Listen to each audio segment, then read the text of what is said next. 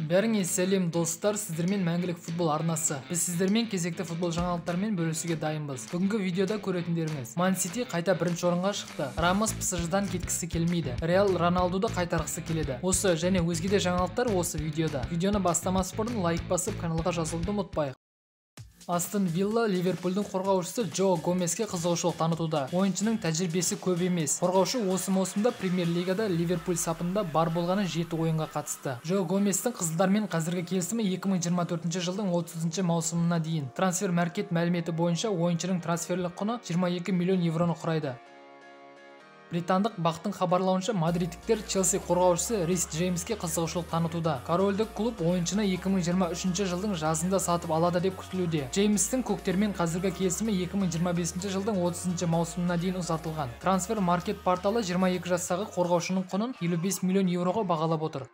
Ағылшындық Норвич Премьер-лигада қалатын мүмкіндіктен айырылды. Премьер-лигада 34 ойын өткізген клуб бар болғаны 21 ұпай жинап, соңғы 20 орында тұр. Осылайша Норвич Премьер-лигада кету саны бойынша рекорд орнатқан команда болды. Француздық Лил Джонатан Дэвидтің трансферлік құнын орнатты. Ол 50 миллион евроны құрайды. Бұл туралы Фабрицио Романо өзінің әлеуметтік желісінде бөлісті. Дереккөз шабуылшыға еуропалық топ клубтардың қызығушылық танытып отырғанын атап өтті. Атап айтқанда, лондондық Арсенал және Милан. Дэвидтің клубпен қазіргі келісімі 2025 жылдың 30 маусымына дейін. Трансфер-маркет мәліметі бойынша ойыншының трансферлік құны 50 миллион евроны құрайды. 22 жастағы канадалық осы маусымда 44 ойынға қатысып 17 гол соққан. Британдық бақ Манчестер Юнайтед Фейнорд қорғаушысы Тейлор Маласияны сатып алуға дайын деп хабарлайды. Ойыншы осы жазда клуб ауыстыруы мүмкін. Ойыншының трансферіне Эрик Тен Хаг қызығушылық танытып отыр. 22 жастағы Маласия осы маусымда 46 ойынға қатысып, 1 гол соғып, 5 нәтижелік пас берді. Ойыншының трансферлік құны 11,5 миллион евроға бағаланып отыр.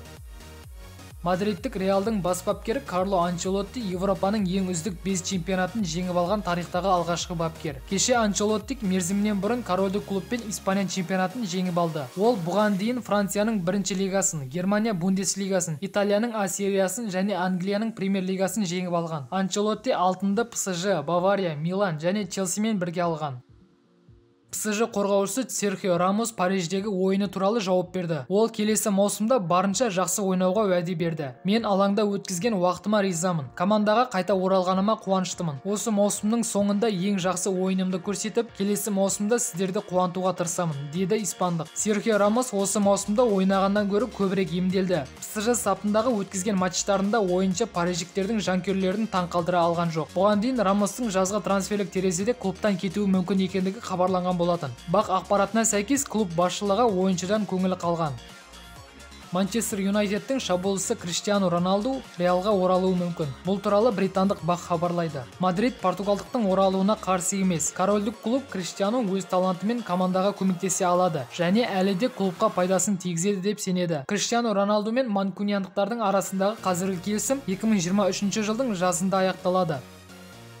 Премьер-лиганың 35-ші турындағы ойында Манчестер Сити Лидсті ірі есеппен ұтты. 30 сәуірде Лидсте өткен кездесу 4-0 есебімен аяқталды. Родри, Нате Аке, Габриэл Жезус және Фернандино 1 голдан соқты. Бұл жеңіс Манчестер Ситиге Премьер-лиганың турнирлік кестесінде бірінші орынға оралуына мүмкіндік берді. Гвардиола командасы чемпионат аяқталуға 4 тур қалғанда 83 ұпайы бар. Сити екінші орында тұрған Ливерпульдан 1 ұпай алды. Лидс 34 ұпаймен 17-ші орында қалды.